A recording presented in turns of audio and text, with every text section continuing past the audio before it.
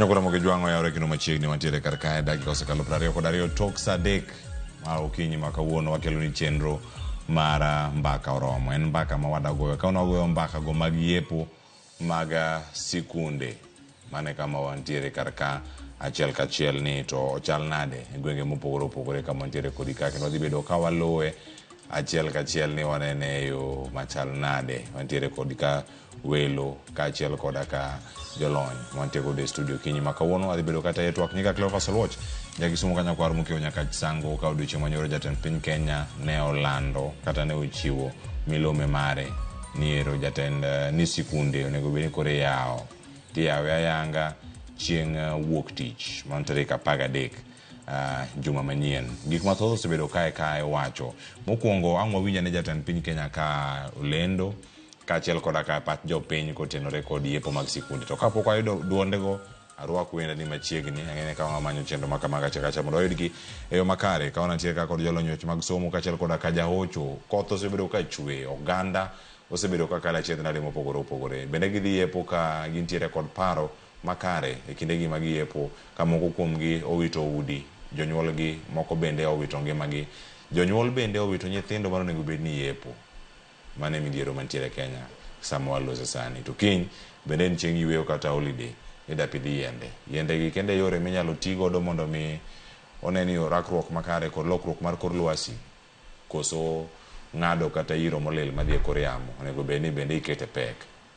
Magi weche moko matimre nyakoro mujang Kenya masani kama medo lose sana ntie gi welo ka acha kod mokwongo roku duto oya ruru kendo machiegni ure chenro antie ka gi Boaz Oruku arwaki ni machiegni mose oganda okinyi makawuono. Erokamano duoko erokamano kuom gwel momiya ka kendo mor kata obedo ni piny to pod moko matek to kuyo ma oganda mamoko yudo koni jok ma owito jogegigo koni pole to gi nitie jowa mamoko ma bende owito property kata utegi ogore piny ong'ielore moko bende nitiere skunde kaka ma wadwago mbaka mamoko pod piocho koni kwe kende nwang'i kaka wakole. Erokamano ahinya. Morino Kal oyawre kendo machiegni mose oganda luo kod jogo duto maneno ka ni piny Kenya nyaka e pinje maoko maneno e piny mangima moski okinyi makawuono. An bende aduoko erokamano for this opportunity. Kendo aywak gi jothurwa, aywak gi jo Kenya mangima. Ing'eni kata bed mana ni nyalo bedo ni mor. To mor ni cannot be complete ka nyawadu nigi chandruok.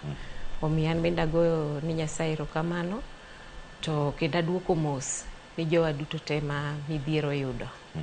Erokamano. Erokamano kendo machiegni. Bonaventure Adede oyawre mose oganda luo kinyi makawuono arwaki machiegni chenro.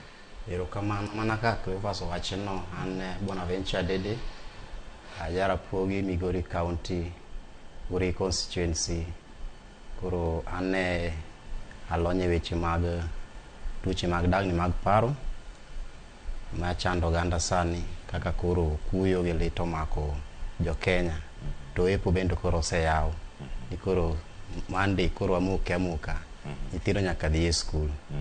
Erokamano ahinya. Nyakoro mogo joang ka penjore gimomiyo gine walose kawuono jatend piny Kenya noloso odiochieng' manyoro wanyawinja ni kaka nowuoyo kae to bang'e jopiny ogolagola pachgi wamanyogi kendo wayudo pachgi kaka ne giwuoyo kotenore kod yepo mag sikunde. Wawinji kaka jatend piny Kenya noloso mokwongo. All parents are advised on the assessment of weathermen and on the assessment of the government of Kenya. It will now be safe and we have made adequate arrangements.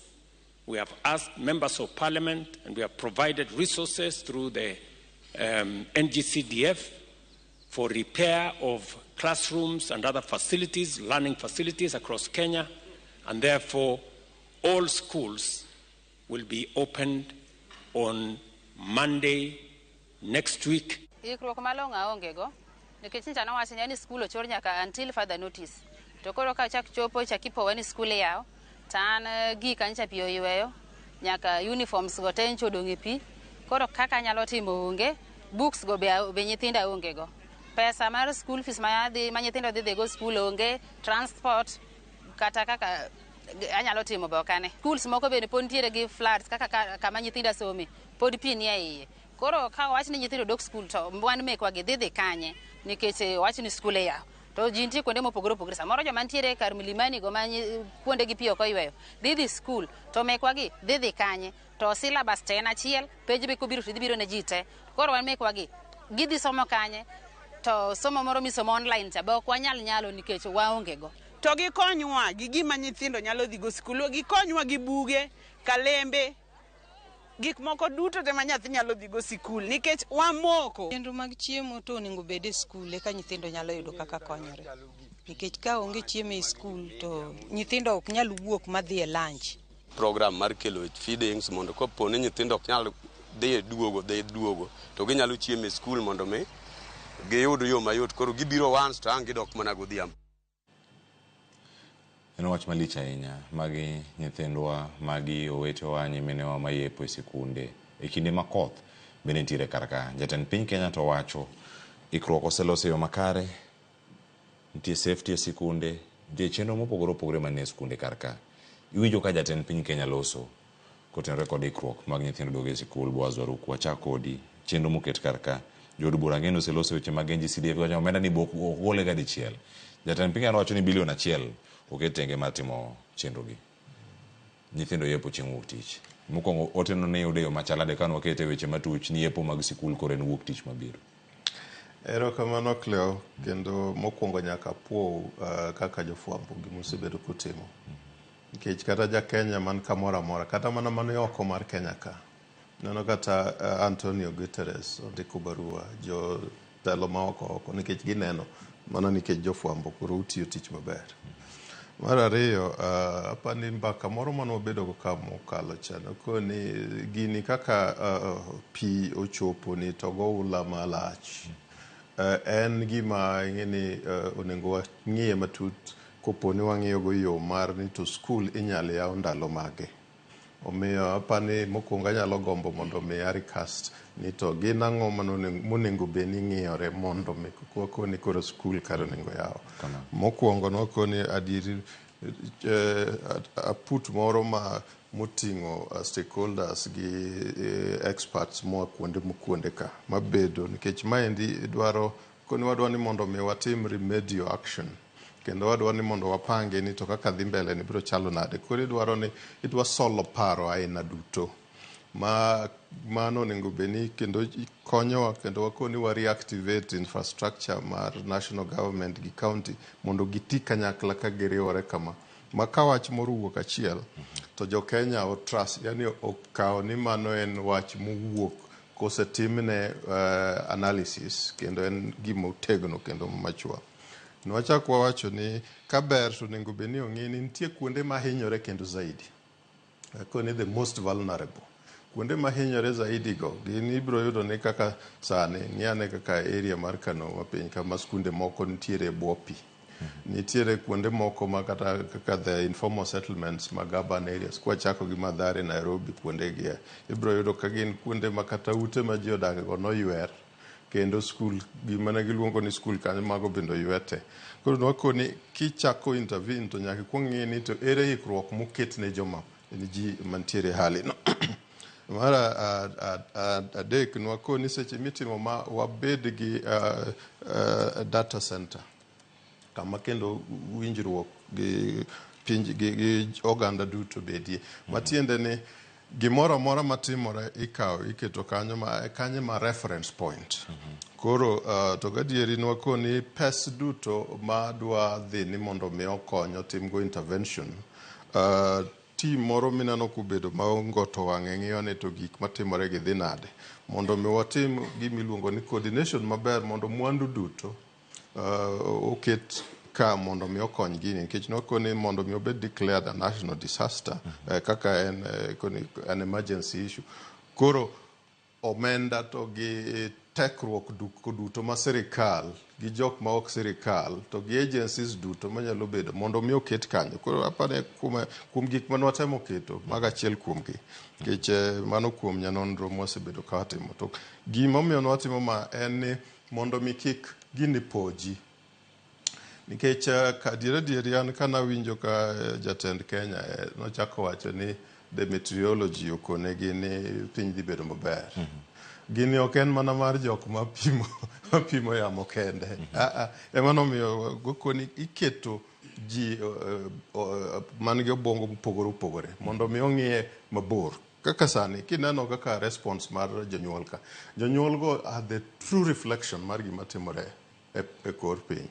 Ineno kaka piny cha piyo yweyo ji makata sikunde mane jopuonj owe ka gikane buge go be te piyo yweyo, moko bende ma ok piyo yweyo to piyo osokgi ma gikethore ok inyal timo kodgi gimoro. Matiende ni nitiere program madwarore mondo mi otime, but adieri akia ni en rikni mane nikech nonengo bed ni gima nyicha Machogu onyisowa last week.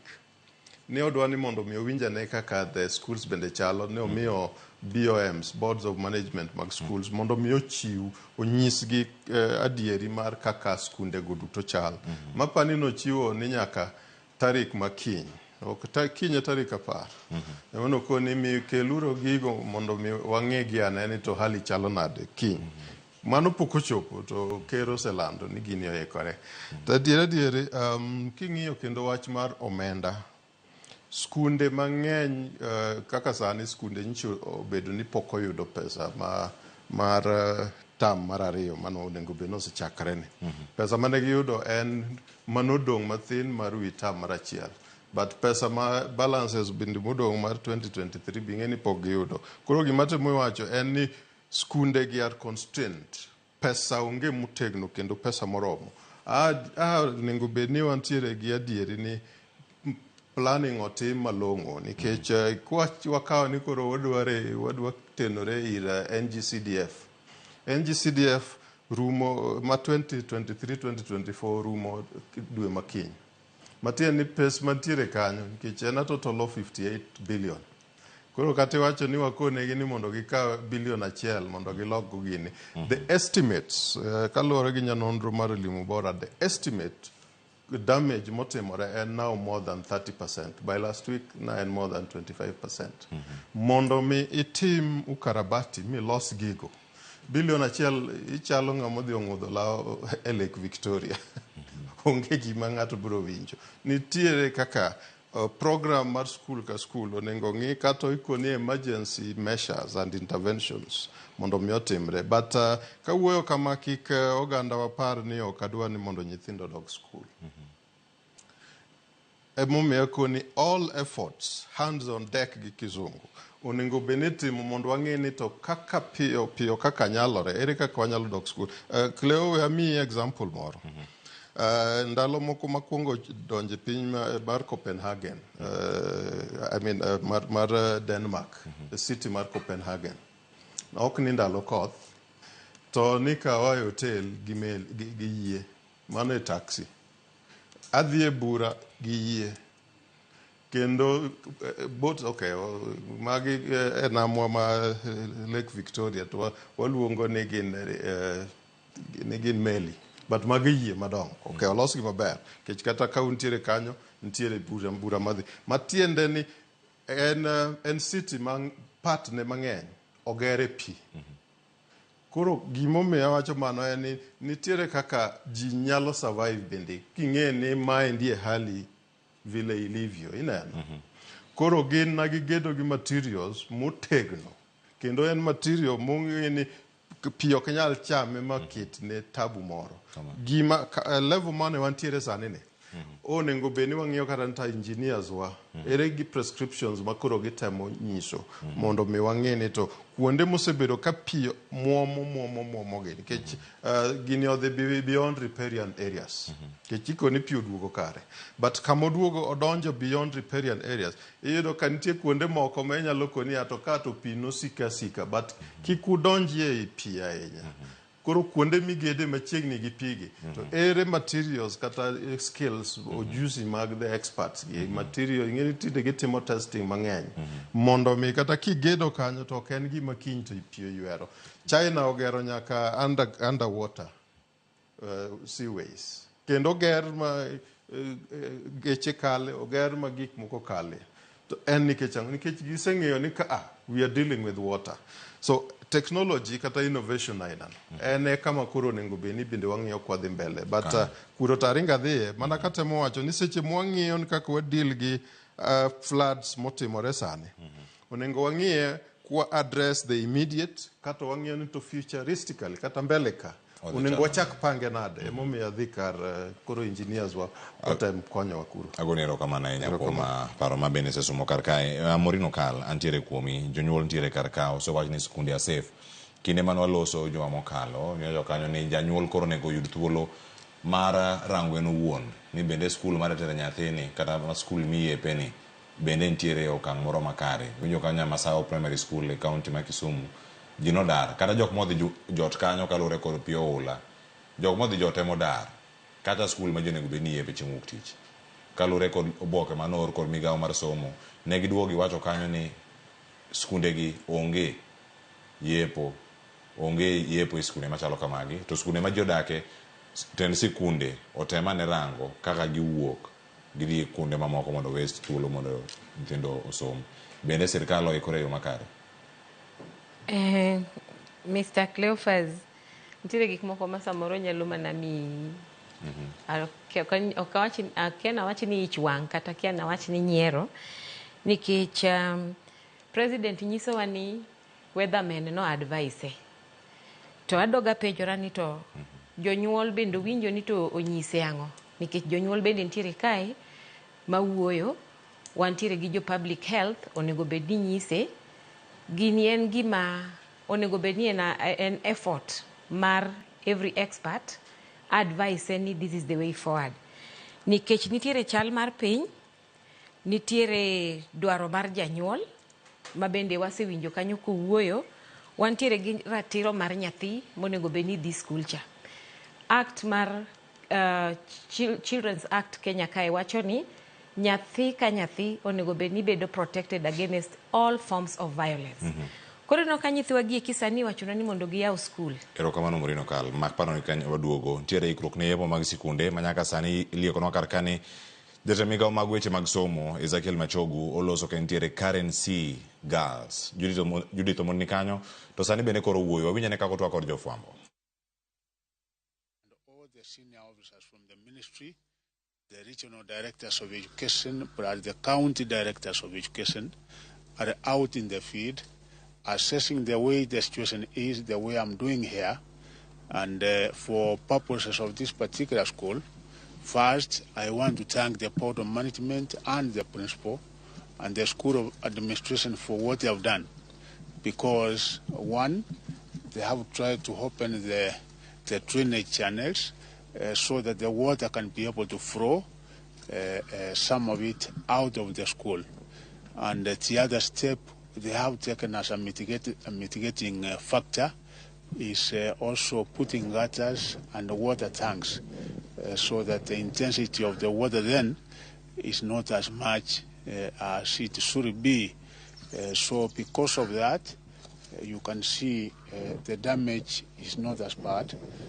Of course, there will be work to do, particularly when we have some retro rain, such that sometimes getting the water out of the classrooms.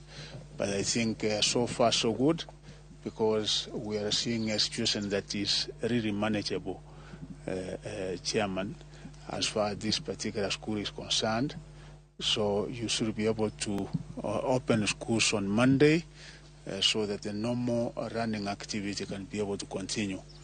We have also seen the feed. I think the feed will require some time. In case the rains subside, then we will have about 1 or 2 weeks for it to be put to use.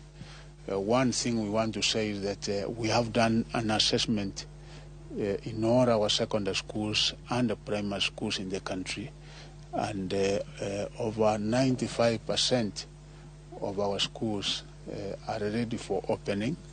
The ones which are badly affected, I think, are less than 5%.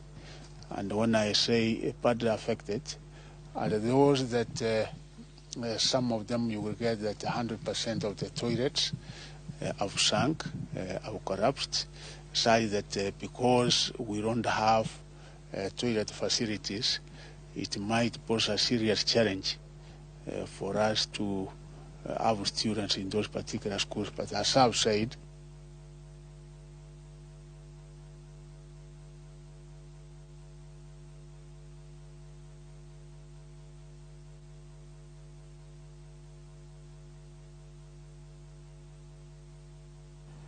Nyakoro moke jongo timo mos kanyo walalo duonda Ezekiel Machogu uloso kanyo kentiere Karen C Girls kanyo en sikul mabendo dhi timo nonro ni sundegi iloso gi e yo machal nade. Gigo mabendo lose kanyo en ikruok mopogore opogore ma sirkal osebedo ka timo.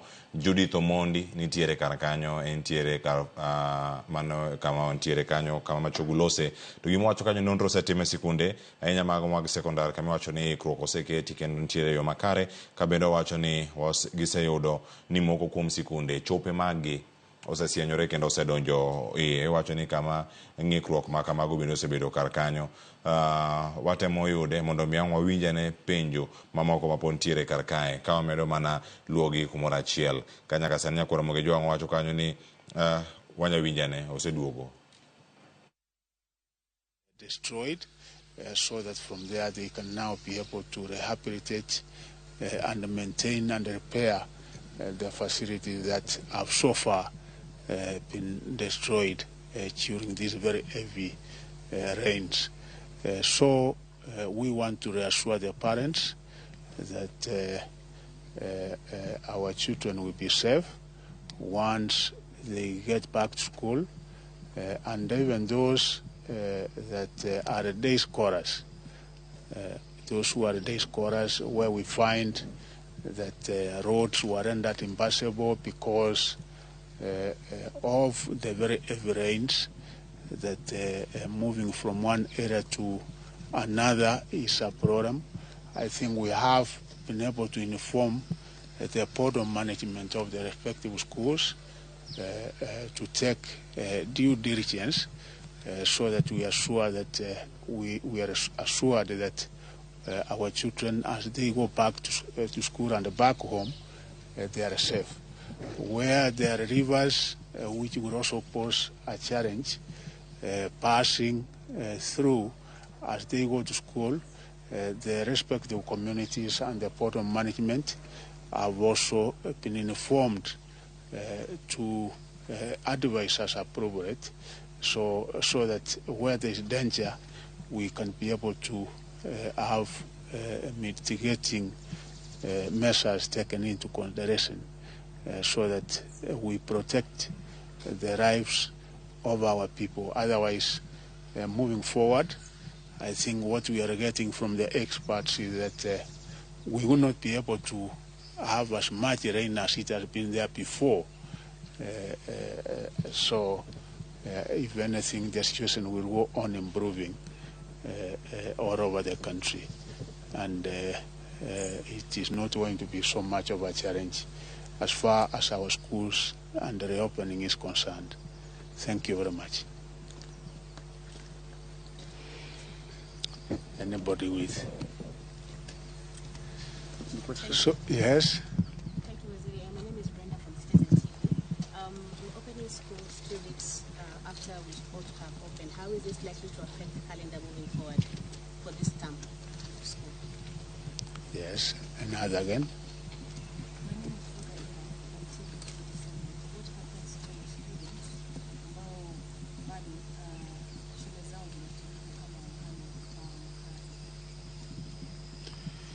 Yeah, thank you very much. One is that, yes, it's only 2 weeks.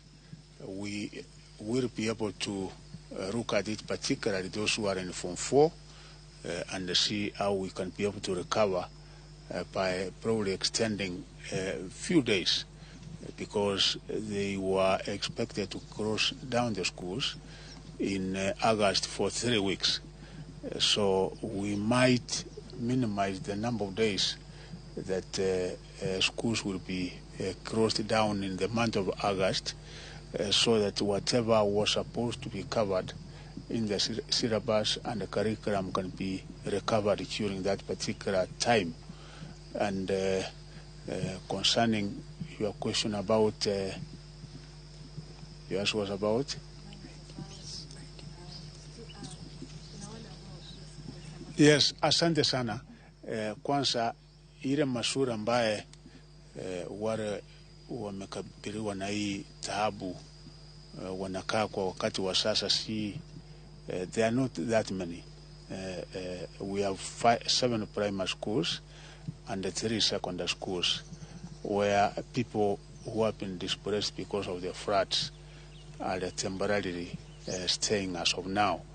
And we are collaborating with national government, internal security, Ministry of Issues, so that we can be able to relocate these particular issues to other alternative areas in order for us to make sure that the students can be able to come back to those particular schools as of Monday. So this is one of the assignments that we are also doing to ensure that the relocation is done in a smooth and seamless manner. Was it the 5% schools that have been affected as the repairs continue? Where will these students be hosted? Are they still going to attend school? For now, we are trying to look into other mechanisms how running can be able to take place on those very few schools which have said actually less than 5%. If we were to get the specific schools, it will even be less 2%. I will be able to give you the names of the schools as we get the kind of information that we are getting from all over the country, because we are getting the specific names of schools that might not be able to open on Monday, which I've said there will be about 2% also in southern specific counties which are partly affected by this. Some parts of Tana River, some parts of Homa Bay, some parts of Kisumu, and the other few parts of the country. We will be able to give you the specific names of those schools. So we are trying to explore means and ways how these particular students or pupils of the affected schools can either run through online, or in case we get this capacity in the neighboring schools, we can also be able to accommodate them in those particular schools.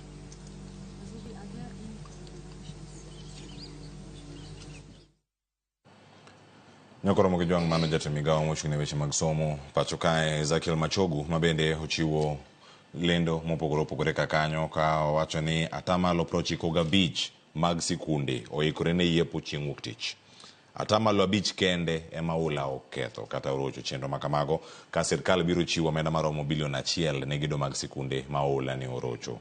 Bende owacho ni gisingo ne jonyuol ne rita ntiere makare mag neno ni jopuonjre osomo yo makare kachiel koda ka koth manochwe ne ok oketho sikunde ahinya.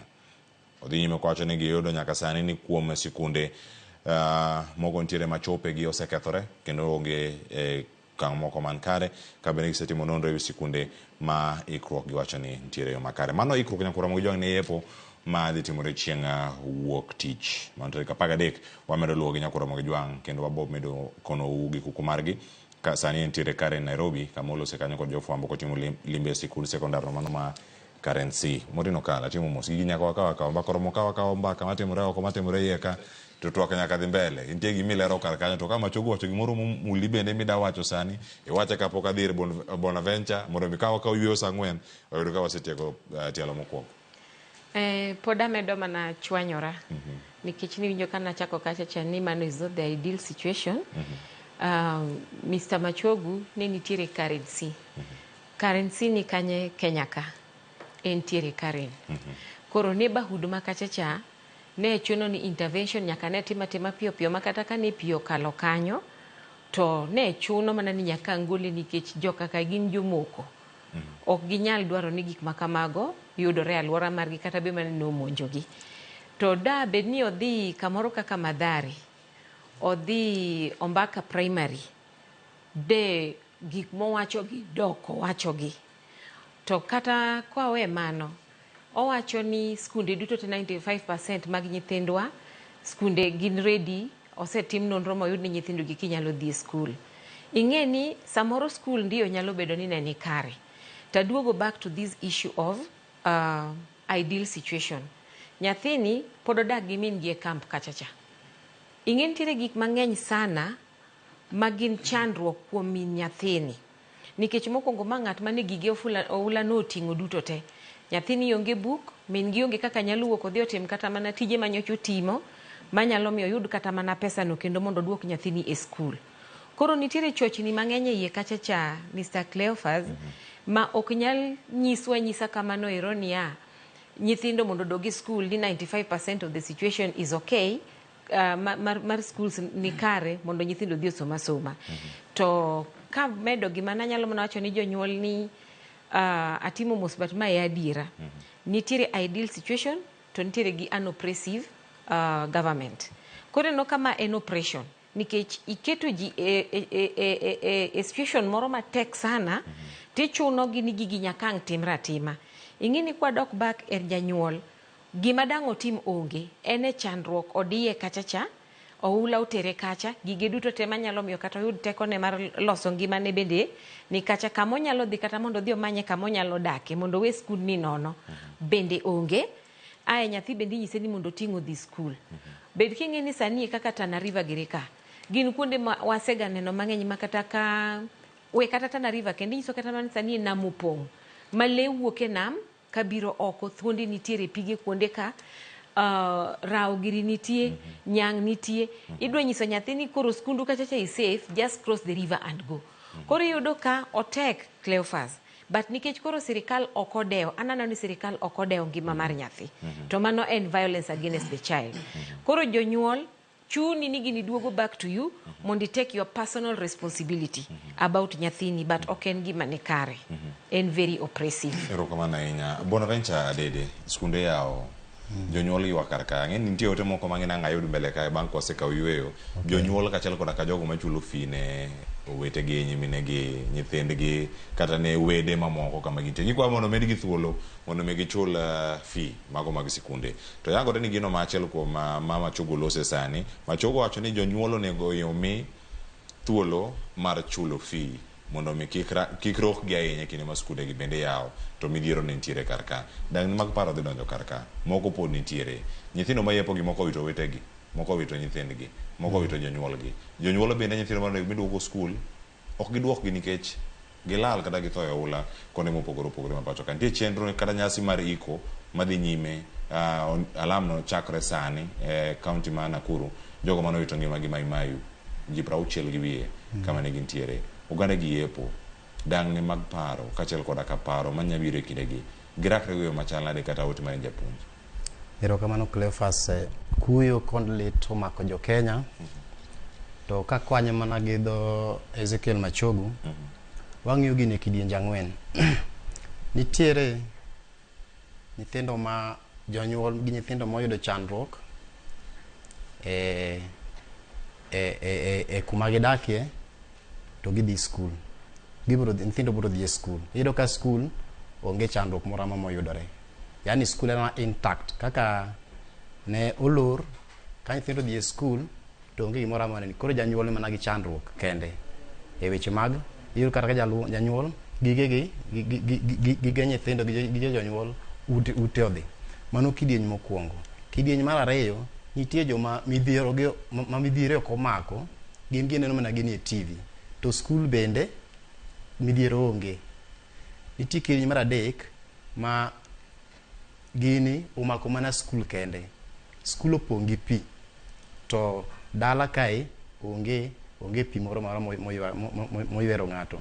Kasto kidieny mar ang'wen en ni gini omako jogi te. Gini omako jonyuol, gini omako skul. Dala pi oywere ji, dhok odhi, onge gimoro amora mantie, jogo dak e camp. Skul bende pi opong' e nam.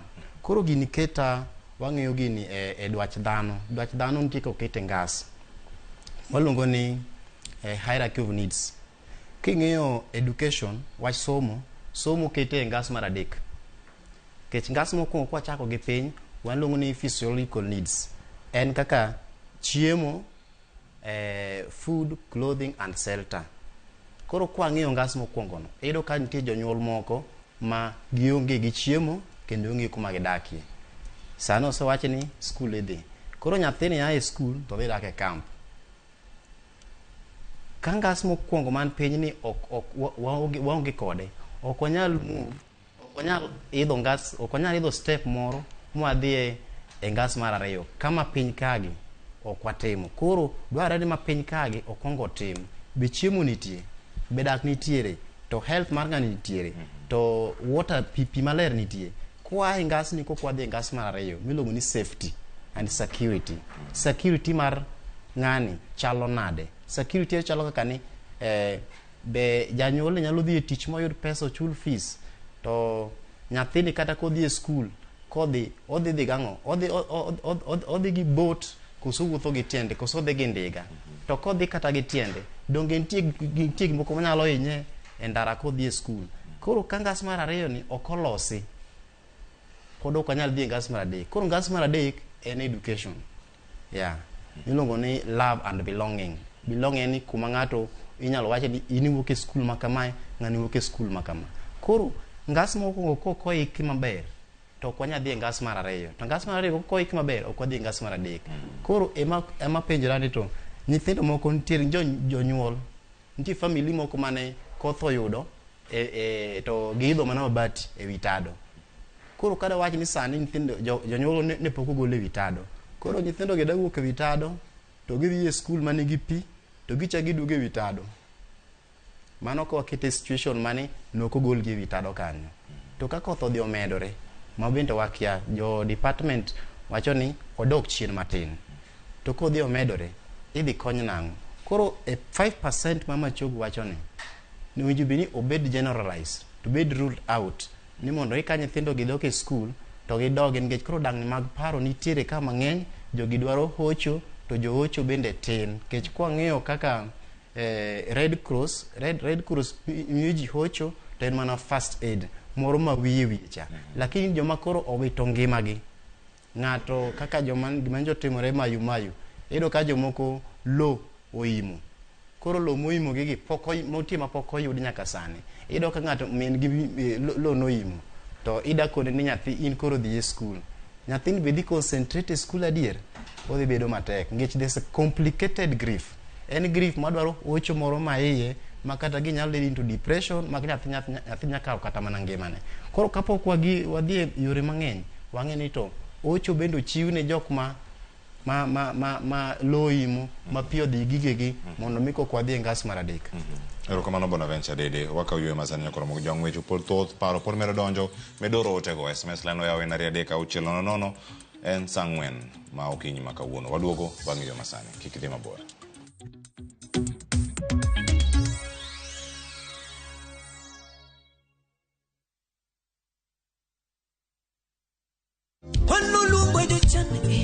Donge no luongo jo dirgi, sipe no luongo jo koko e dero tiendo.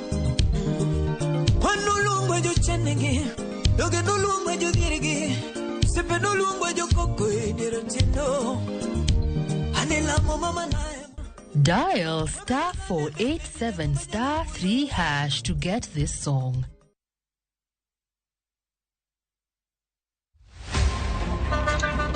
Tuanze kulipa kadi sasa, na kadi ni cashless. Umesema tunaweka pale? Na kwa ile namba. Mimi niko na cash. Nisaidie hiyo do na namba yako ya simu. Nakusote. Kain jawuoth mar matatu e safar machiegni kata mabor, non kendo yang ni chulo fare mari kokalo e yor mbui. Non ane ka yudo risit mari e simbi. Kama sira ujuki, kendo idwaro ni ochuli gi kambi mar okumba. Risit mari kata digital receipt eneno mari ma ibiro golo. Ka in wuon matatu, dwarore kokalo kuom okumba mari, mondo ibed gi yore mag chudo kokalo e lony manyasani. Mondo matatu mari oyud okumba. Mambo ni digital. Tudri gi jal ma uso okumba, mondo ing'e mathoth.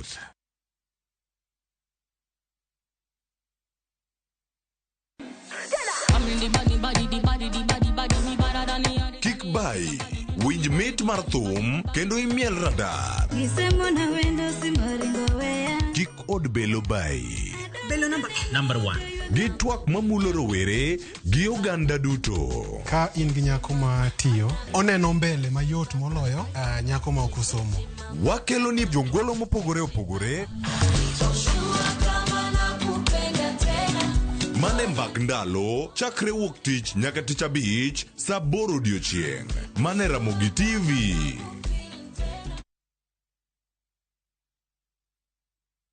Nyakwa Ramogi ne gin ji ma humbgi ne lach. Kane giloso, oganda ne chiko itgi. Bende kama ne gikalie, weche ne dong' matho. Nuna nigo kot kamoro kachacha nogoyo. Asama dwa wache to go kot to jibiro tek. No ero sort out dispute. Kata kamano, oganda osepenjo ni gin kanye. To gitimo ang'o? To mosenindo, anyuola gi paro gi nade? Higni mosekalo ne gin jok ma idewo, to kata mana sigandgi bende ne wuoro. Gisani awuok oko mar manyogi kata mana anyuola margi mondo wami mathoth kama gintiere to kod gino magitimo. Riuri kod Walter Nyambaga ka okelo ni chenro mar gin kanye. Tich Ang'wen saa 3 otieno. Kik bai.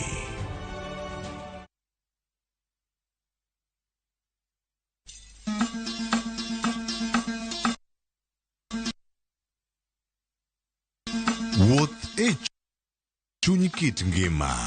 Puonj kod timbe.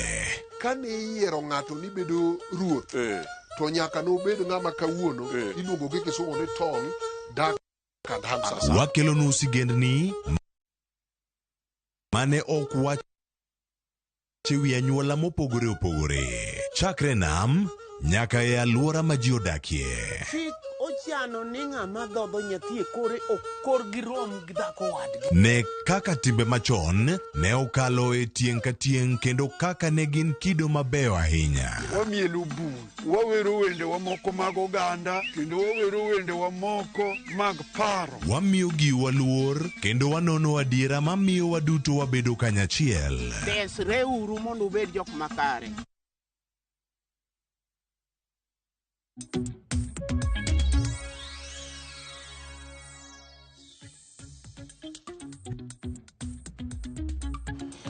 Machiegni kendo nyako Ramogi Jwang' machiegni wantiere karka chenro mar mbaka oromo dhi nyime. Ote mobedo kuoro adasomo gi sani kapok aduogo e tielo mar ariyo ma wantie kae chenro mar mbaka oromo. Tiwacho ni kama gintiere kae umedo kawo gima thoth ahinya ka giwuok e kor gwenge ma bende kidieny mwabiro kendo wago mbaka ni kodi e kor gweng' kacha kama intiere. Jofwambo ma Homa Bay nitie, manye kama Labich nitie, kinene chop kanyi gol maoni mari wadhi kawe kachiel kachiel. Kimanyo Millicent Adhiambo Kisumu ochop kanyo mondo mi wayudi ane ni ginto giwacho nade okinyi ma kawuono kotenore kod chenro gi duto ma wayudo mano ka otenore kod yepo kata ikruok ne yepo mar sikul mano ma wabedo kae ka waluoni achiel kachiel. Nyakwa Ramogi Jwang' mano kama ikona kanyo ni ntiere ote moko ma bende gubene wakale achiel ariyo adek moko ka ntiere kar kaka to bang'e ang' aduogo ka gi chenro mamoko. Ote mag Facebook kod SMS ka wanyalo yudo ka mondo wayudi ane achiel kachiel. Mago ote mag Facebook makoro wayudo ka Nyakwa Ramogi Jwang' ma Honorable Ruben Odhiambo owacho kar kani koro to sirkal oseloso sikunde manyocha pi oketho koso mago to gikia. Honorable Ruben ka wuok Kogweno Oriang' Kindu Bay mago jo British aya erokamano Honorable Ruben Odhiambo. Calvins Braza owacho ka ni penjo na en ni jok mage wacho ni ero jok ma ne okonyore sikunde koro ginto gidhi kanye ero ka sikunde oyaw. Mane wacho kanyo ni my question is those who helped themselves jogo manodak kar kacha e sikul mane pi odaro motero kuonde sikul gi gidhi timre nade. Murino Kal ang' wabed kae kod penjo no ang' waduoke bang' ka wasekawe. Jomo Edwin penjo na en ni jonyuol dhi riwore gi nyithindo sikul ma ji ojote gi koso ma Jomo Edwin wacho en kamane kaka owache kanya achiel kachiel. Ntiere ote machielo Rosa Tieno ani chenro kendo chenro mare owacho kar ka ni en kendo sirkal otimo maber yawo sikunde walamo Nyasaye ema otelie oula kik dhi mbele ma monjo nyithindwa an kodi nyaka giko ka ntiere game nyapiedho. Erokamano ahinya Rosa Tieno. Ote machielo Ochieng' Daktari wacho kar ka ni sirkal kata migao mar Red Cross osetimo ang'o mondo gineni choche mokethore e sikunde olosi, nikech sikunde maonge choche tuoche nyalo wuokie sa asaya. Clinton Billy wacho kani jogo mondo omi jonyuol duration moro kata mar manyo pesa, nikech negi chacho jonyuol mathoth ma Clinton ka giribe. Mane walose kaka wane yueyo ni jonyuol ochamo fi olal, fi otere ohala moro, nokon gi further notice. Iwacho ni ma is the shortest further notice e historia mar Kenya. Ochaka to rumo. Vin Commissioner oyawre Uruelo. Apenjo kan Siaya. To koro sikunde ma pi opong'e to ibiro tim nade? Koso nitiere kama nyithiwa oseketi mitero gi e somo. Ote mar Ruth Nyathi Ochieng' ne waduoge, sani wamake gi ka. Nitiere ote mar mwaduogo somo mathoth. Ang' waduogo mondo mi wakaw ote mar Ruth Nyathi Ochieng'. Sani nitie kaunti ma Homa Bay monego bed kawe pat jopiny mondo mi ka waduogo e studio ka waduogo raga mbaka ka wasetieko jogo mantiere oko kacha. Ka wawuok e kaunti ma Homa Bay, ang' wadhi e kaunti ma Kisumu, Millicent Adhiambo bende oseikore ka. To sani Ale Beach nitie kaunti ma Homa Bay. Ale Beach sama intiere kaka e kaunti ma Homa Bay, ikruok ne somo nitiere karka. Kaunti ma Homa Bay ahinya alwora ma Rachuonyo, nitie gik mathoth nyama otimore kar kanyo ma miyo pi oula odaro oganda nyaka e boda ma Kisumu kod Homa Bay, e gwenge ma Kobuya. Owinjo jogo mantiere kacha e skunde mopogore kaka Osodo, skunde gi ma ji ojote. Ikruok chal nade? Pono to pat jopiny gin ma gotenore kod yepo mag sikunde moland nyoro ne dhi timore chieng' wuok tich mabiro.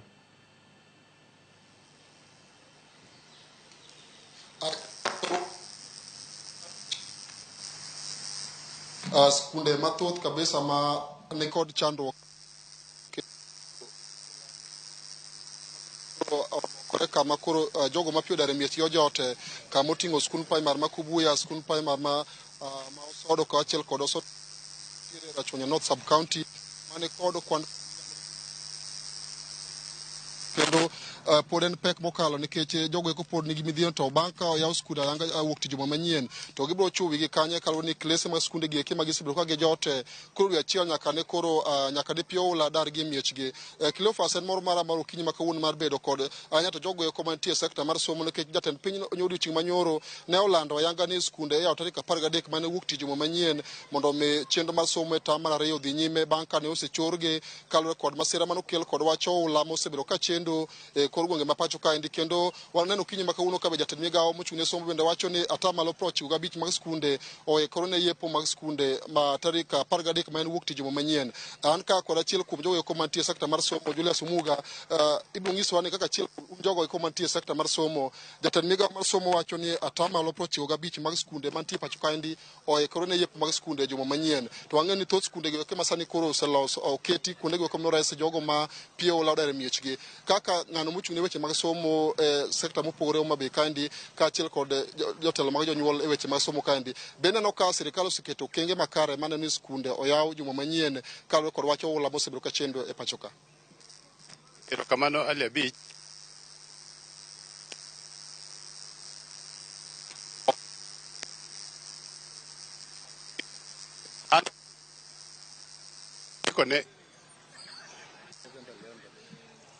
Circular mano ndiko ne directors mag education to gi skunde te mondo tim assessment, gitem nonro ka ging'iyo okenge ma sikunde nitiere godo kaluwore gi mol mar oula ma koth mochochwe. Barua no wacho ni tarik 8 boards mag sikunde te ne kawo report e skunde gi to tero ne ang'o ne county director of education. County directors of education ma Kenya mangima counties 47 ne tero gini ne CS ma en Machogu tarik 10 ma en kiny. Koro ka jogi pok otero report tarik 10 ma en kiny, to Minister mar Education wacho ni atamalo 95 mag skunde sani beyo. Eto data no yudo kama nade. Omiyo wacho ni gik ma miriambo sirikal ok onego otiyo gi ngima nyithindo kuom skunde mag wacho ni beyogo ma pi ok oywero chope opong' moge kama nyithindo nyalo dhiye. Koro safety kata bedo maber mag nyithindo e skul ok wan go gadieri. Omiyo president tugo gi pajo Kenya ni skunde beyo, skunde ok beyo. Ka wawuoyo kuom Homa Bay County, skunde kaka Osodo, Tindo Muslim, skunde mag Rachwanyo North, ng'eny gi pi noywero. To ma pi ok oywero, chope opong' ma nyithindo ok nyal dhiye. Koro miyo wacho ni gi president tugo gi pach jonyuol, to gi minister bende tugo gi pach jonyuol. An gi evidence ka, ma barua mane owuok kuom minister. Manowuok kuom minister, ma wacho maler ni tarik 10 ema County Directors of Education tero report ne minister. Kapok ochopo tarik 10, to selani skunde atamalo 95 ni kare. Ma to ngiswa ni eto yudo data no kama nade. Owetugo gi pach nyithindo. Kora kaka ng'ano ero mang'iyo sekta mar somo ahinya e kaunti ma Homa Bay kandi, pache nang'o ne ke jatend piny nokoni wuok tich yawo skul kendo giwacho ni koko oseketi makare kendo nitie omenda maromo $1 billion ma oketi mar gundho skunde masani koro hulo ketho. Bende no kama nyalo konyo kaka skunde kwano ma Homa Bay kandi masani koro hulo ketho yore mopogore kaluwore kod koth mosebedo ka dhi chwe e pacho ka.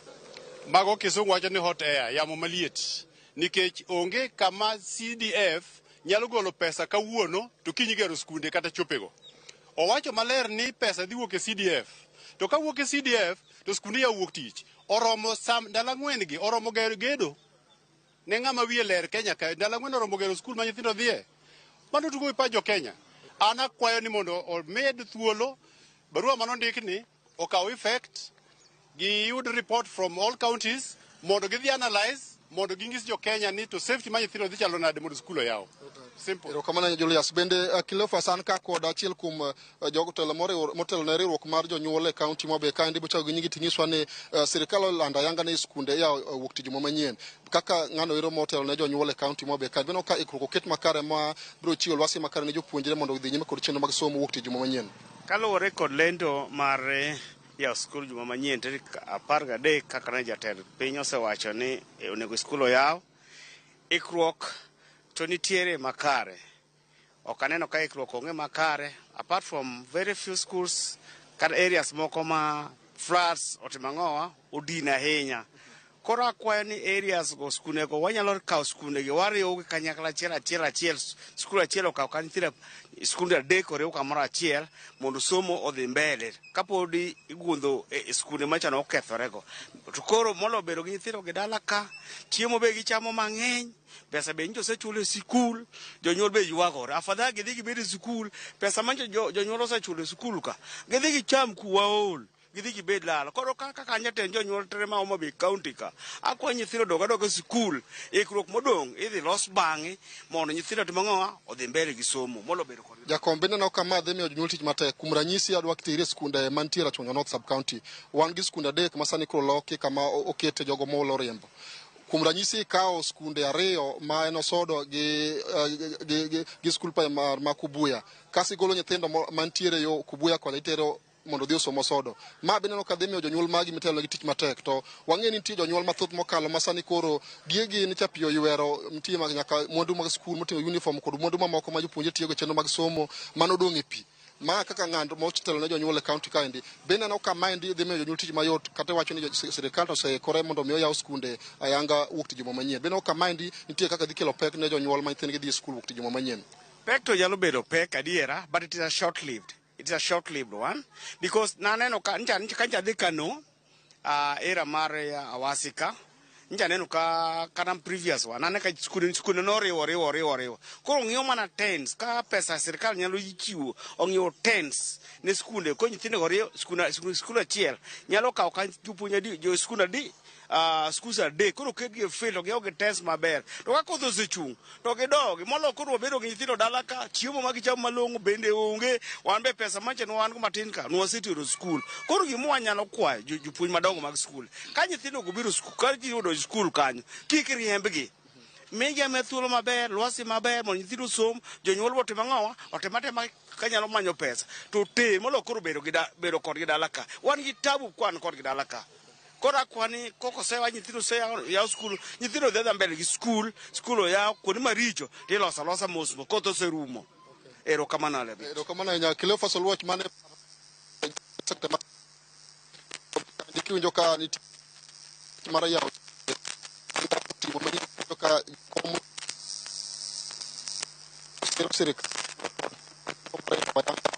skunde pacho ka ni wuok manyien. Cleophas abro weyo mondo idhi nyime kod twak e studio kanyo ka wato wadhi nyime kod luwo weche manyien ma wan godo e kaunti kaendi kama wabiro chiwo achiel kachiel moko mwayudo kaluwore kod weche manyien mwaluwo e kaunti kaendi odiochieng' ma kawuono. Cleophas. Kuniro kamana ahinya Lebich, ang' waduogo iri bende ang'e weche manyien mabiro sabiriyo ang' waranga ne chal mar kaunti ahinya kaunti ma Homa Bay midhi chiw kanyo kod Governor Gladys Wanga. Ang' ilernwa mathoth kod mago bende madhi bedo kanyo ka waluwo e chenro gi mag weche mag somo kod ikruok ne yepo madhi bedo katimore juma manyien chieng' wuok tich tarik 13. Kero kamano ahinya Lebich. Adhi e kaunti ma Kisumu. Millicent Adhiambo nitie kaunti ma Kisumu. Jo piny wacho nade kotenore kod weche gi mag yepo mag sikunde. Mano Millicent Adhiambo ka en e kaunti ma Kisumu. Mondo mi omiwa ane ler ni nyaka sani to gin gik mage mosebedo kanyo katimore e kaunti ma Kisumu. Yangore ni nyaka sani Millicent atamalo 2 yangore ni ok dhi bedo kata ka yepo mago mag sikunde mantiere e kaunti ma Kisumu, Homa Bay kod mano mar Tana River. Ka iwacho ni kanyo kuonde mathoth gi osebedo kanyo ka kale midhiero ma opogore opogore. Diwach ang'o kaachiel kod kamago mag jopiny mantie kanyo e kaunti ma Kisumu. Erokamano ahinya Cleophas. Achiel kachiel kwawuok e kaunti ma Kisumu mondo mi watwage e weche kot yepo mag skunde chieng' wuok tich tarik 13 juma manyien kaka ne oland kod jatend piny Kenya William Ruto odiochieng' manyoro. Kama bende sani bende wayudo ni alwora mar Nyanza atamalo 2 mag jopuonjre kata nyithi sikul ok binyalo yepo kaluwore kod kethruok mag kwan skunde mopogore opogore kaachiel kod moko kuom skunde go bende wayudo ni jogo ma piyo ula ne odaro miechgi bende ojote. Ka bende wayudo ni kata nyoro kane watwak gi moko kuom jonyuol ma bende piyo sedaro kod ikruok magiketo kotenore kod yepo mag sunde, ywak pod nitie ka kod kacha ka giwacho ni ikruok magisketo malong'o onge. Wanyane paro mopogore kendo odiochieng' ma kawuono ka bende yepo mar skunde juma manyien ni obro chomo kuno koso jo Kisumu to wacho nang'o. Machiegni abro chako kodi king'iyo kamera chak gi nyingi mondo miya pachi kotenore kod kaka no gol chik ni mondo skunde duto oyaw juma manyien chieng' wuok tich. Okay, erokamano. Iluonga ni Francis Ombwayo, dak Kisumu. Ne President marwa William Samoei Ruto ne waneno directive manogolo ni schools here on Monday. To kaka jonyuol matero nyithinde school, we are not ready based on the preparation ma wan go on the ground. Aparo ni kwanyalo paro the government spokesman no wuoyo last week and no wacho ni based on the assessment most of the schools, mostly primary schools, almost 730 something are not ready to open the school because of these rains which have really pounded our regions. Koro the high schools be the almost 300 schools are not ready. Koro ne wakwayo kaka jonyuol, kaka stakeholders, wakwayo our president and all the education stakeholders, let them reconsider their stand of this directive opening our schools on Monday because learning cannot be separated. We cannot say there's a region which is going to report back to school and some regions are not going to report back to school.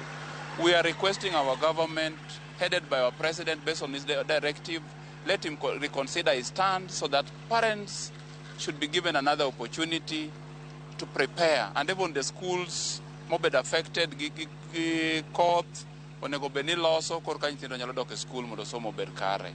Koro mane kwayo makwayo kuom government wa mar William Samoei Ruto. Kamana ahinya machiegni in pachi chalo nade wach an pacha an nyinge luongo ne Steve General Mada an Wood Nyalenda. To pacha president ogolo paro maber.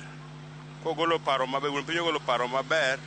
To wan kaka wangi joma negi nyithindo, wan to waonge pesa.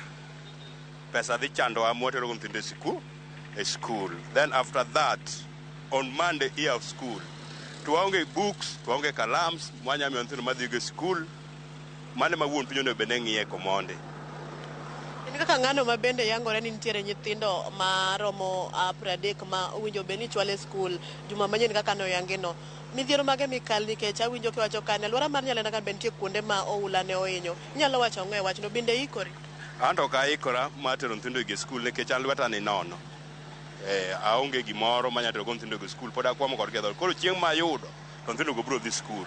Kech no wuon piny nowacho ne and further notice kendo dugo powa kendo ne on Monday of school. Koro which is which? Kamana ahinya machiegni.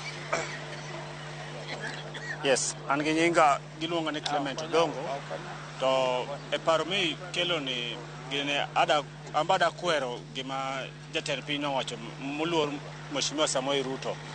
The first thing mana kuongo kwayo en ni mokwongo most of the school obedo sama ji nitie gi pi kabisa ma tuoche nitie mathindo bogene lese like cholera, bilharzia and all that yani. Toro mondo mokwongo ng'i ka inya tim kata drainages mondo mi pi orume skunde and all that yani. Kech nyithindo to mokwongo most of primary school nyithindo nyaka tugi to ka ng'i most of the schools king'io fail kuonde mag gine kama notimango obedo sama ji gi pi kabisa. So, my request, with a humble request kabisa, mondo jatend piny koyie to mondo omi kata parents some other 2 weeks ye kata no ka chal gima koth nochako subside matin at least 2 weeks moro nyamiyo kinde mondo tuo kong'yo ero makano kuondegi to kata kong'yo ero ma Nyalenda ka puothe koni ne skunde mogine kaka nanga and all that yani. Koro kwakwayo ni gi luoro mokende to yie omed kata mana 2 weeks moro kende mondo mi pi odoge chien mondo ji oyeko yaw skul. Okanyal chung kende momiyo.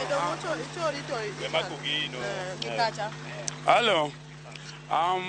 Ben Kennedy, an machung ne disables in the Nyalenda B.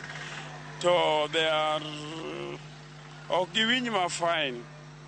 Koro gimukonywa go kaka ng'amochung ne jo disabled bui koru mar tero nyithindo e school. Wadwa ni nyithindo of this school to nyithindo ka tiang this school onge. Koro ukonywa kaka un jotelo mamalo nikech onge gima watim. Koro konywa uru. An machung ne disables.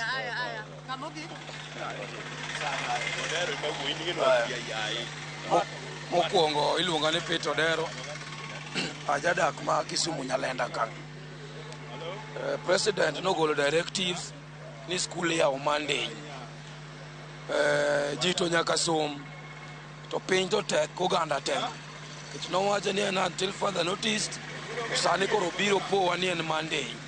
Koro wakwayo national government through our MPs manigi CDF allocation gikonynwa skunde machokethore gi ng'ak ginyalo ger gitel books e school to mogik wan gi disaster pesa ma disaster county governments oketnwa schools in good preparations mondo nini schools obedo maintained olosi nyithindo omi school fee odhigo school ke pesa disaster no nyalo konyowa school fee jonyuol ma oko mochano ma ok nigi nyalo matero nyithinde school. Erokamano, anyinga George Arina, an youth ma Nyalenda ka gima nyalo kwayo sirikal mondo tim. Anno ka school wachni yo Monday to skunde kata kiwuotho yodunga beach ka area ni. Yudo ka skunde mopon gi pi mang'eny kabisa. Koro an kwana ma wacho ne sirikal mondo okony nyithindo moko na tindo gi nyalo wuotho kata e bugogo bas donje pi. Koro ke directives maber mar ng'iyo kaka nyithindo odhi gine ne skunde man pon gi pigi kes ji pon gi gine baso mi jonyuol at least time mondo ikre ne school fees mane kwayo na kabisa. Ngima nyithindo are very important. Kik nyithindo tho ne wach pi nikech saraka ma ji nigo ne somo. Erokamano. Mana kamano Cleophas, iwinjo paro mopogore opogore kowuok kuom jodak ma Kisumu, kiwinjo ka maduong' ma gikwayo en ni ok rach mondo mi oyaw skunde kendo mar tam mar ariyo mondo somo dhi nyime. Kata kamano ka ging'iyo kaka weche oula oseketho skunde moko kendo kata sani pod pi oimo skunde moko ma bende kwan gi dhuro kata kwan gi thoth, gikwayo mondo ka piny owacho nyalo ng'iyo to ginyalo choro nyime kinde mar yepo kod kata jumbe ariyo mondo mi jonyuol kaachiel kod skunde ma pi opong'o kata jonyuol mane oyudo midhiero mar oula modar e miechgi oyud kaka nyalo ikore. Nikech ka nyaparo kanyo odiochieng' manyoro kane wawuoyo kod jonyuol mamoko ne giywak ahinya ka giwacho ni kane oula omonjogi to nitiere gigo mag somo kaka buge, uniform, wuoch e kind mamoko mowinjo nyithindo tigo ka dhi skul mane oula oywero. To nyaka ne oula ywergi gimbe ne gidar apoya nono gi jot kuonde mopogore opogore ma bende yore yuto gi malong'o nodok piny. Omiyo ka oponi sirikal nyalo winjo ywak jopiny tapani wachno nyalo dhi kare. Ka okamano gethulo niendi Tina Wei mondo mi ambi aringi aluwa nena romo ma bende jo kambi mar KenGen nigo odiochieng' ma kawuono bende warite jatend migao mar weche mag teko stima madhi chopo kanyo winjo ni to ang'o modhi wacho kanyo odiochieng' ma kawuono. Ka okamano to dhi nyime kod twak ma wan go e thor wachwa mar yepo mar skunde chieng' wuok tich. Cleophas an kuomi. Auniro kamano nya Millicent Adhiambo mano ka iwuok kanye gwenge go maga Western Sulwe, kaunti ma Kisumu. kendo bago twake makare gi jogo mawuok e alwora ma Nyalenda B koso A ka kod A mano kama giwuok kanyo. Erokamano ahinya nyokoromo gi jong'awe Millicent Adhiambo dhi omanyane weche mamoko kama intie kanyo ridra ichop nyaka Tomboya idhi iluwane kama weche go dhi mana Tomboya Labour College kama rom mar Kengen dhi bedo kae bago odiochieng' ma kawuono. Nyokoromo gi jwang' wantiere kar kae twak pod dhi nyime adongi dakika adek to romo saa 4:30 to wantiere kar kae onego bed ni warango George Juma otwa kod jasiasa ma Migori kotenore kod tulo mag siasa e kaunti ma Migori to sani kapok adhi ire ami mana welo thuolo mondo omiwane paro mopogore opogore mawuok e pach jopiny. Bozoro erokamano Cleo. Actually winjo ka pach jopiny an anyalo sam gi up gikoni lendo ni obiro apoya kendo lendo ni obiro ka ok in gadieri ni nitie ikruok osetim. To kendo kichak ing'iyo to gikoni nitiere kidienje ma samoro kare wich nyalo wilgo nikech kaka ng'iyane na ja Kisumu Nyalenda makoni koro jok manigi ng'ol kata nyithindo bende manigi ng'ol ma bende nantiere tabu aina ni ere ikruok moseketnegi.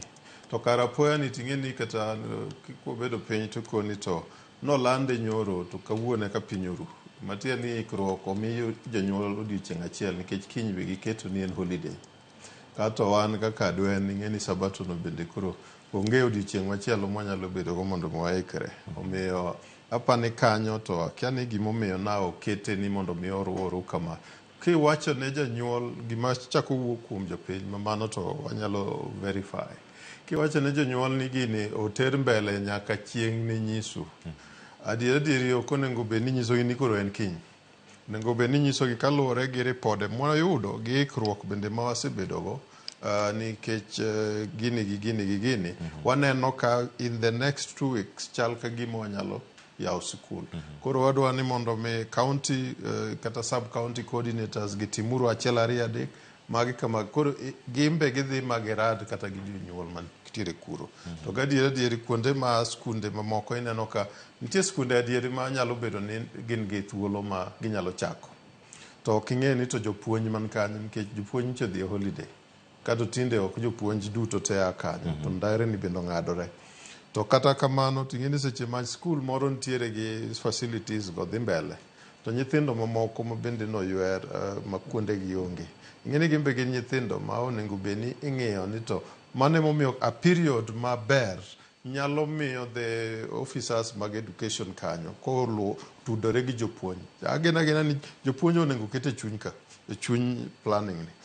Ka giluwore gi jopuonj gi jonyuol ginyalo winjore ni kaka koro kaendi area ni te skunde 3 okethore to skunde ma wan go 2 man kagigi jopuonj gi ere kaka unyalo biro yude tipo moro mondo mi somo no dhi mbele nikech adieri curriculum koponi wadeko godo ahinya to bende ohinyo ahinya. Neno kaka corona nyicho hinyowa but the good thing ni Kenya nigi strategy ma nyicho konyowa e catch up matiende ni wabiro machiegni watieko.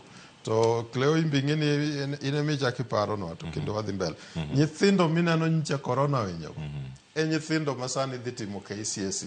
Nyithindo go wuoro ni to gin nolemne gi lemo mane. To thoth gi bende nonyuol kinde mane nitiere koko mar yiero. Koko mar post election violence emonyuol gi moko nyuol e kambi moko nyuol kure. Nyithindo gi koni jo Kenya ni kantiere report moro manokel ni Truth, Justice and Reconciliation mondo mi ji okware ng'uono apa ni nyithindo go deserve onego kwagi ng'uono. Erokamano ahinya nikech mae lot moro mantiere gintiere sikunde kendo moko kuom gi bedo kata kariwre kod jowetegi kochako juma manyien kendo gin gi paro mopogore opogore kotenore kod chenro gi mag yepo manyaka sani bedo ka dhi nyime. Ageni kapok ayudo thuolo mar rengo kamachielo nitie omenda maromo bilion 1 morino kal mondo los sikunde mokethre kama gitim nade. Iwacho jood bura osebedo ka ywak ni pesa ok bi ga dichiel kata obedo 1 bilion idhi gole dichiel mondo mi olos skunde gi. Ipani ni gimoro ma dhi nyalore koso dhi bedo gimoro mabor podi madhi na kwate kwanani. Cleo we mondo anyisi ni Kenya ka wan gi chuo ma nikech gin ng'eny ma gin e telo to asefwenyo ni tend chuo en telo marach malich. Chieng' moro nawinjo ka president dhao to wacho ni agolo pesa moro to pesa no ken pesa midwa tero ni chiegi e odi. Chuo timonwa marach.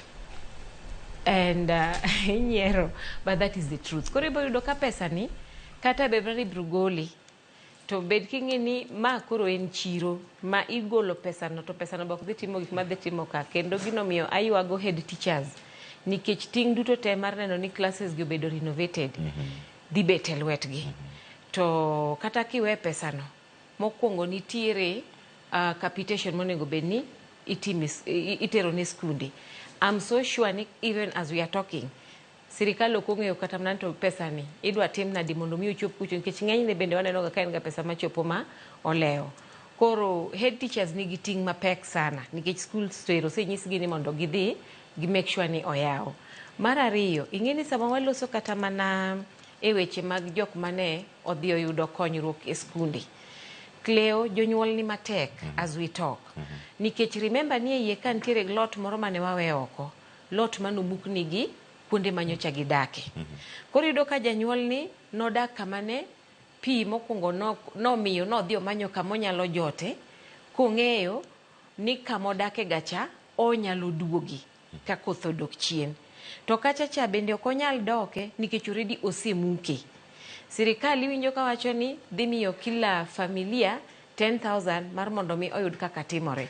Mano bende pok omiye skul yawo, and then at the same time pesa ni en 10,000. Cleo, what can 10,000 do?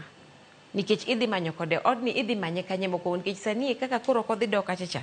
Tiende ni kama poni ne onyalo dhi dake rent omedi.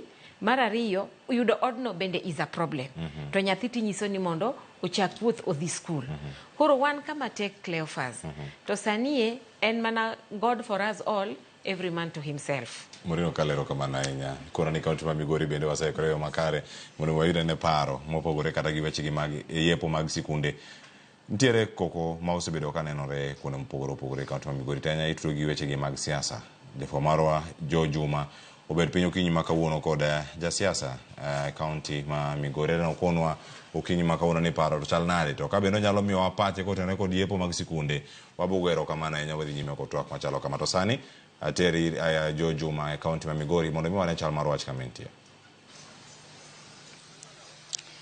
Erokamano Cleophas, awinji makare kuwuok e kaunti ma Migori. Ng'eyo ni e kinde ma jumbe ariyo mokalo kaunti ma Migori kata nyingo osebedo ka iluongo kamoro amora, ahinya ka otende kod ywaruok go mag siasa.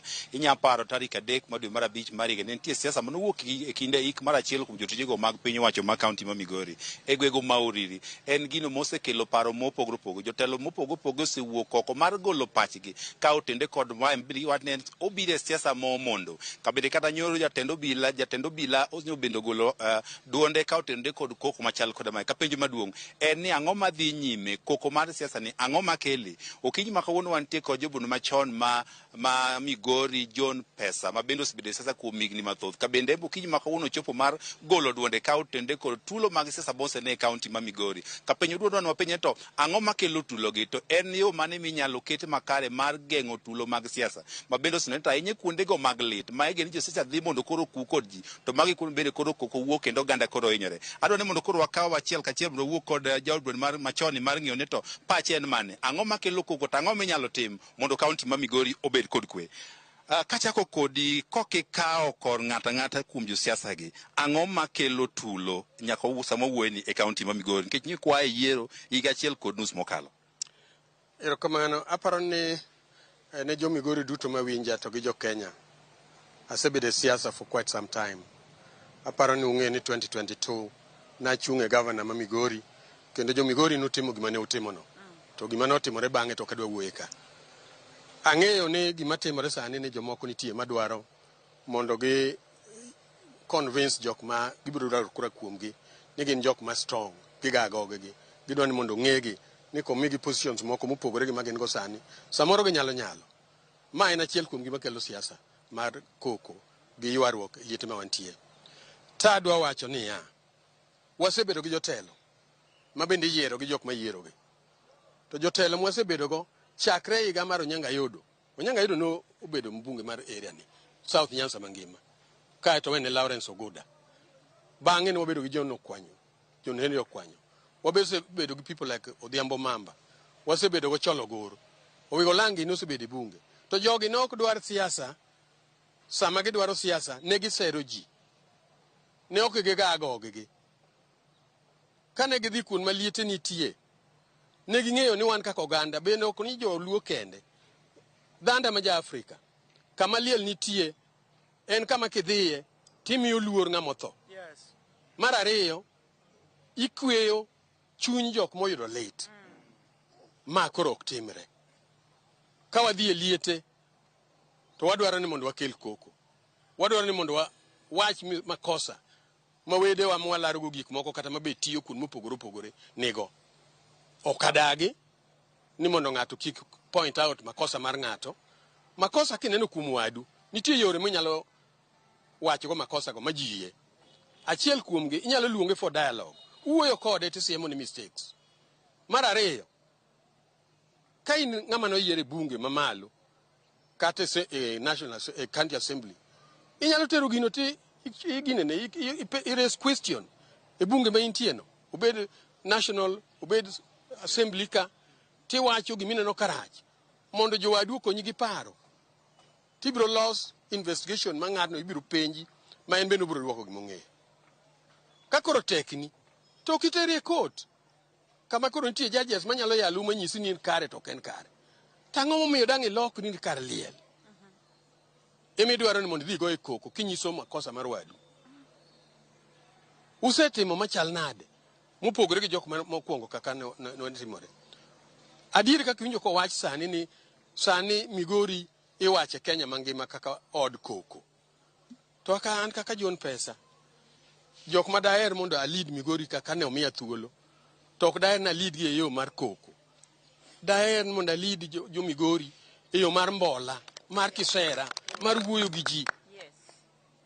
Penjo maduong' mipenjo katieko kakoda wei thuolo en ni koko gosbedo katimore tiwacho ni jotendari koko gosbedo katimo nonro. Kan wang'iyo Kisii iywak ni pok otim nonro. Migori kae nyaka nyoro joma samoro iseyo wach tulogi onge moseluong ka obila mondo ndik dhoggi. Chalo gima jotendari te kwe bende kosekawo okang' makare kata nonro matimo kendo kawo okang' mowinjore. Mano to kaka iwache no, aparo ni gimbe gibiro winjo joge giwinjo redio, gineno wa live ka. Wadwaro ni ka ng'ato okelo koko e liel e public place, security okaw cost mare, giwuo kodgi mondo gikwergi, kata ka nitie ng'ama nyalo bedo charged mar kelo koko kamoro amora. Mano en chik ma sirkal nyaka tim. Ma kapok gitimo nyaka sani to wadwa konogi ni mano to nyaka gitim. Erokamano kuom paro kama. Okay. Adwa medo gimoro ni joluo. Kaka wachnu mokwongo na nasi chung Migori kama yudo bunge. Migori nomiya bunge maber. Kendo ayumo maber. Nyocha chaka manyo governor 2022. Ma result mare mano owachi to gi kaka ne jo Migori otime to kadwa compare. Kama wuoyene. Mano piny ong'eyo. To asewinjo ka ling'na ka ok join one wagon mar joma go koko no. Jomoko wuoyo kendo kuodho wach ni to John Pesa ni bino support governor matiyo. Far from the truth. Yawa, kura mana go na chadanga to kita na support ng'ato. Jopinye mabiro nyisa. Chieng' mane waiko asebede liete ariyo ndalo ma bang' yiero. Na wacho ni sama koro watiyo ni nitie ng'ama no kuong. Yawa, koso ko en adieri no kuong ng'ato. Kaka no kuong e wawe donje. Ki ng'ama sensible. Ka ng'ato no se kuong. Koro ene jatelo. Mane gima pod awacho. To na wacho ni ko gik 2026. Igni ariyo kende mudo. Tabro duogo kuom jopiny. Tapenjo jopiny. Uneno kotiyore nade? Yes. To kotiyore maber to kabedo manyarongi ka an gi oda. Kamano. To karach. To makosa ok mara en mar ng'ama ne tiyo no. Erokamano kuom paro maler kamano kinyalo winjo mano jobudo machon ma Migori John Pesa ka bende winjo kowuoye weche ma koko ma Migori ka kwayo mare en ni ma ok sama koko nego bedie jotelo moyiero nego bed ng'ato ka ng'ato koro tiyo e keyo mare kendo rit kinde ma bende ibiro tim yiero mar higa mar 2017 bende koro ginyalo dok ir jopiny mondo koro gikwo mbulu to ma ok sa ma onego wabed kod koko e kuondego mag liete kata kuondego mag romo moro amora e kaunti ma Migori. Jojuma agoni erokamano ahinya en geno mar ni jo Migori owinjo wach mantiere mano kawuok kuom jasiasa mabende ochung' kalaroko mar gavana kinde mokalo yiero mokalo John Dache Pesa. Agoni erokamano ahinya. Wadane mondo warangane kamachielo sigeni mathoth pod nitie kar kanyo koro mogo chenro mar mbaka oromo wago mbaka ni kodi to waduogo e studio ka welo ni ka kik ujogi waduogo jopiny da winjo gigi duto ne mar kata sani pod ok waduogo e studio ka wadarangane gima timore e od bura Mithika Linturi jatend migawo ma ochung'ne weche mag pur pacho kae mitudo koda keyo mbolea mabandia ni nyimod bura kendo sani kotemo duoko penjo mopogore opogore mipenje kod jod bura wach mano chwal kanyo kod Jack Wamboka jod bura ma Bumula ka tude kod wechego kadwani ogole apis kaluwore kod tiyo marach kod apis mare. Wanyane ne kaka chenro no dhi nyime od bura ka to bang'e oduoge studio ka wawid paro kuom welo mapod wantie go ka kotenre kod wechego mag yepo mag sikunde. Wanyawinja ne gik madhi nyime e od bura mano mamalo mapacho kaka ma Linturi nitiere sani. What is this title just above 44 of the statute you're reading? What is the title of the statute? Above? The heading of that chapter of the statute. What is the... Part 4. Part yes, 5. Part 5. Internal organization of procuring entities. So, this part as a section 44 you confirm which you just read on the roles of accounting officers. Correct or incorrect? Correct. It has a section 45 on corporate decisions and segregation of responsibilities. Yes. It also has a section 46 on the face of it as part of the segregation of responsibilities, a body called an evaluation committee. Yes. Were you ever part of the evaluation committee that processed these tenders? No.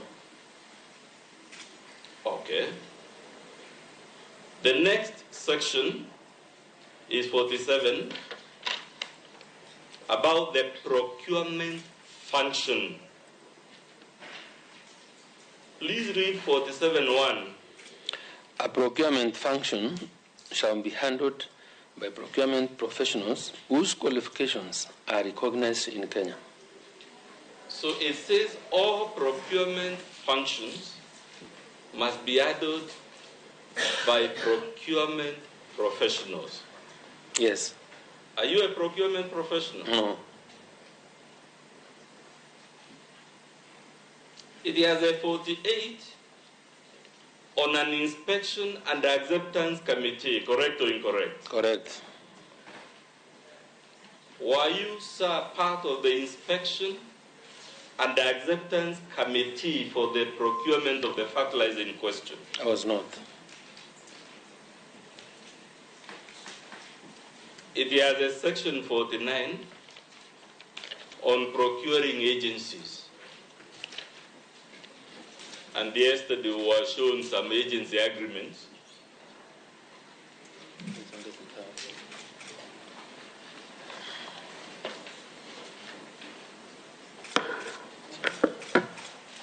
It talks of sector-specific procurement agencies. Were you an agent in any procurement of the NCPP? No. It talks of consortium buying. Were you involved in any aspect of consortium buying? No. So that we don't spend too much time, Honorable Minister, we have this chapter and it is heading at just the next section, which I haven't shown you, about transfer of responsibility. In that structured, those are not my words, corporate segregation of responsibilities, do we have any role? We have seen evaluation committees, we've seen agents, we've seen accounting officers, and many other things. Have we seen, can we see anywhere in that chapter of the Procurement Act a role for the Cabinet Secretary? Not at all.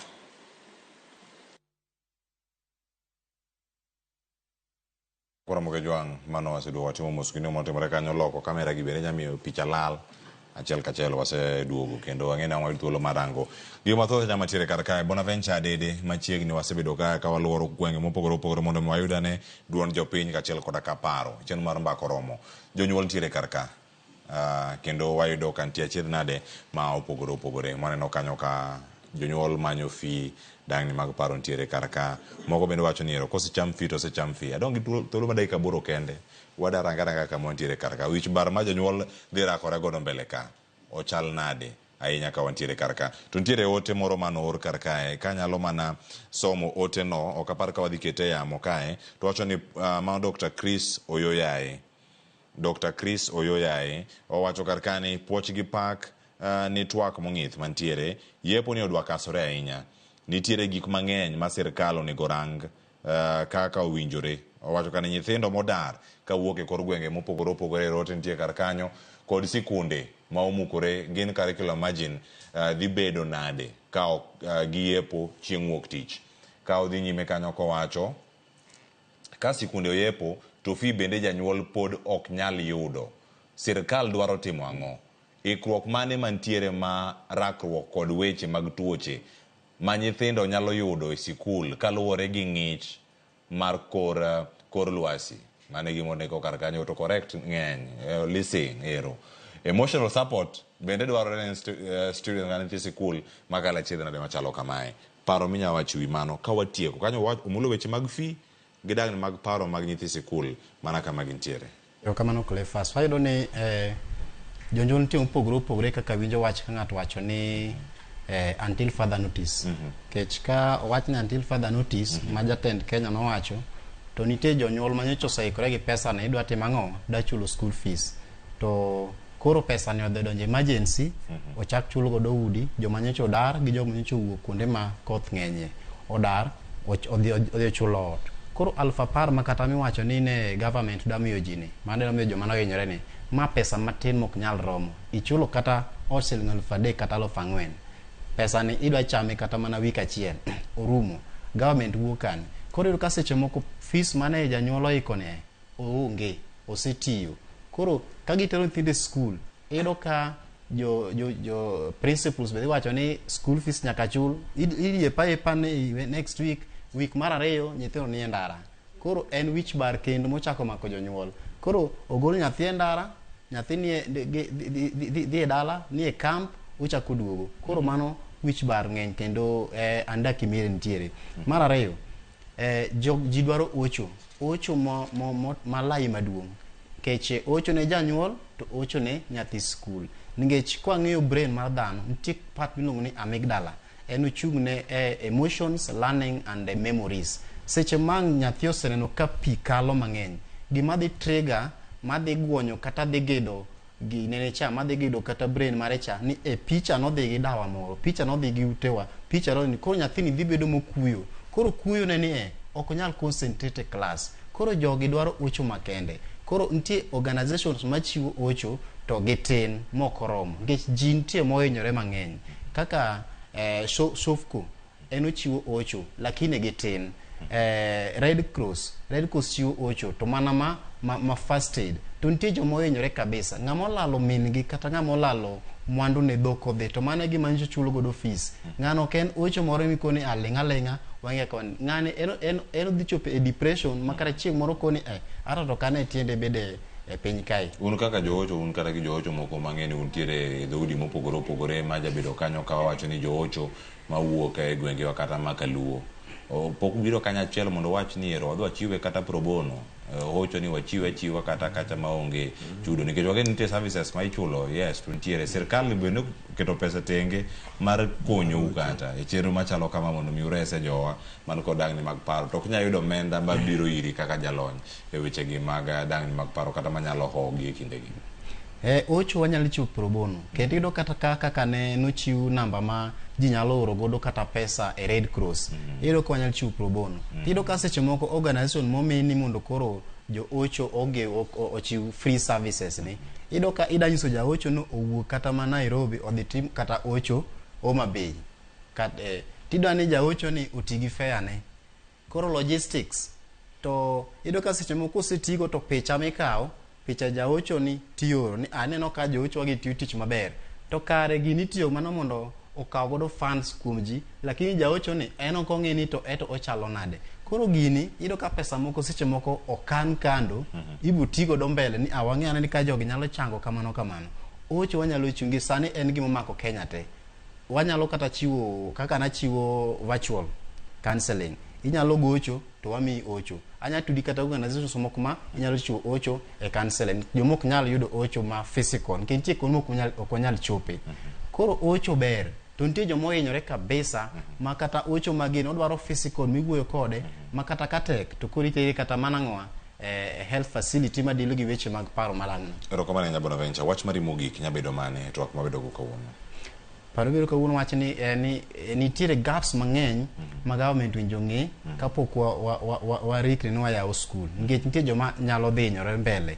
Koro wanyalo mor ni ji nie school lakini nitie jomoko ma hinyore to okay kaka nyalo chopo kuomgi. Erokamano ahinya. Morino Kal, antiere kuomi ada yudo wach mari mogik nyithindo yepo ng'eni wuok tich kaluongi chenro ka sa 12 nya leo mokichopo nikech ji ntiere ndara jamo medre nyithindo yepo kama gintiere karka. Jonyuol bedo kod ikruok machalo nade ote mari ne janyuol sirkal mane yo mapiyo mondo warangane ni ikruok mar yepo ne diero chopo kare kendo yepo time yo moro maber.